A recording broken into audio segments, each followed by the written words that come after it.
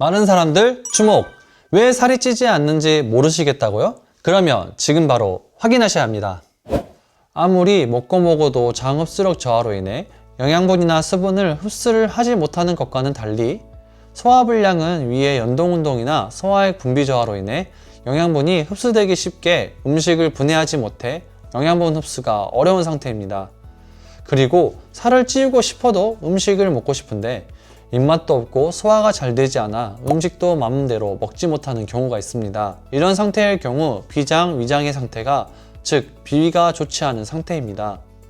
비장은 왼쪽 신장과 횡격막 사이에 있는 장기로 주로 혈액을 걸러주는 필터로서의 역할을 합니다. 그리고 비장은 입과 밀접한 연관이 있고 비장의 기운이 허하게 되면 식욕이 저하되고 음식 맛을 제대로 느끼지 못하게 됩니다.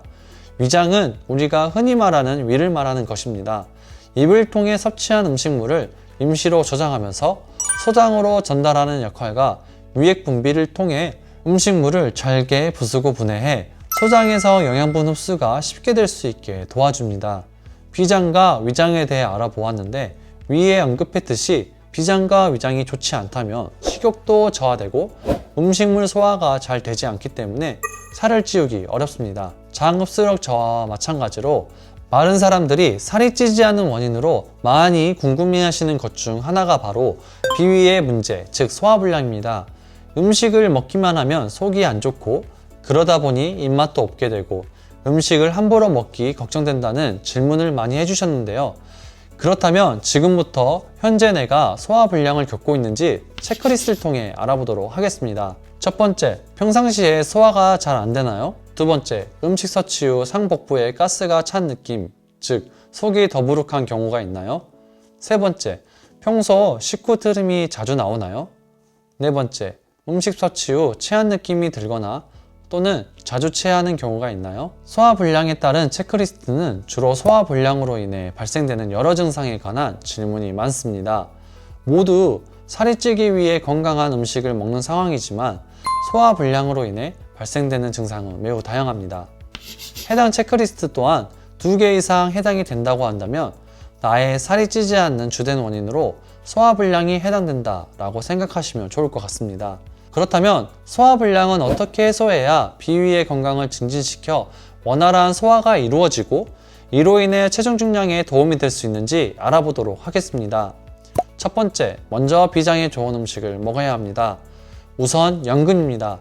비타민C가 다량 함유되어 있어 원기회복에 좋고 비장의 기능을 향상시켜 전체적으로 몸을 따뜻하게 해주는 성질을 가지고 있습니다. 다음은 감초입니다. 감초 또한 몸을 따뜻하게 하고 비장의 기능을 증강시키는 효과가 있어 감초를 달여서 하루에 한 잔 정도 마시는 것을 추천드립니다. 소화불량에 좋은 음식, 다음은 미역입니다. 미역은 따뜻한 성질을 가지고 있어 위와 장을 따뜻하게 하는 데 도움을 주고 소화가 매우 잘 되는 음식이기 때문에 평소에 소화불량을 겪고 계신 분들께 추천드립니다. 그 외 양배추, 단호박, 청국장 등도 소화불량에 좋은 음식이니 참고하시면 좋을 것 같습니다. 두 번째, 위에 자극이 가지 않도록 평소에 자극적인 음식을 피하고 규칙적이고 영양균형이 갖춰진 식습관을 가지는 것이 좋습니다. 세 번째, 위에서도 소화를 위한 작용이 이루어지긴 하지만 입에서도 저작작용을 하는 것부터 소화의 시작입니다. 그래서 음식은 최소 15번에서 20번 이상 충분히 씹은 후 삼키는 것이 좋습니다. 네 번째, 식사를 하셨다면 바로 눕지 않고 약 30분 정도의 가벼운 산책이나 운동을 통해 충분히 음식물을 소화시킨 후 눕거나 주무시는 것이 좋습니다. 지금까지 살이 찌지 않는 원인 중 소화불량이 원인이 되는 체크리스트와 함께 소화불량을 해결할 수 있는 방안에 대해 알려드렸습니다. 알려드렸던 내용을 간단히 정리하자면 장의 흡수력이 저하될 경우 소장에서는 영양분 흡수가 제대로 이루어지지 않아 살이 찌지 않고 또한 대장에서도 수분이 흡수되지 않아 설사 증상이 발생된다는 부분입니다. 장 건강을 증진시킬 수 있는 방법은 첫 번째, 장 건강에 좋은 음식인 양배추, 생강, 마늘 등을 섭취하기. 두 번째, 장 건강에 좋은 알로에겔과 같은 건강 증진식품 섭취하기. 세 번째, 복근 운동을 생활화하기. 네 번째, 따뜻한 물 자주 마시기. 다섯 번째, 찬 음식과 면 종류의 음식 피하기. 6번째, 술을 가급적이면 먹지 않는 것이 좋지만 어쩔 수 없이 먹는다면 맥주보다는 소주를 3잔 내로 섭취하기.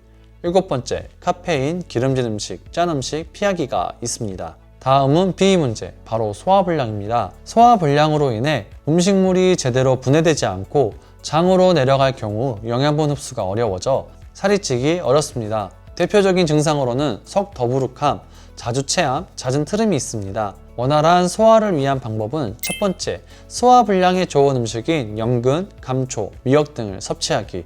두 번째, 자극적인 음식을 피하기. 세 번째, 규칙적인 식생활 습관을 갖기.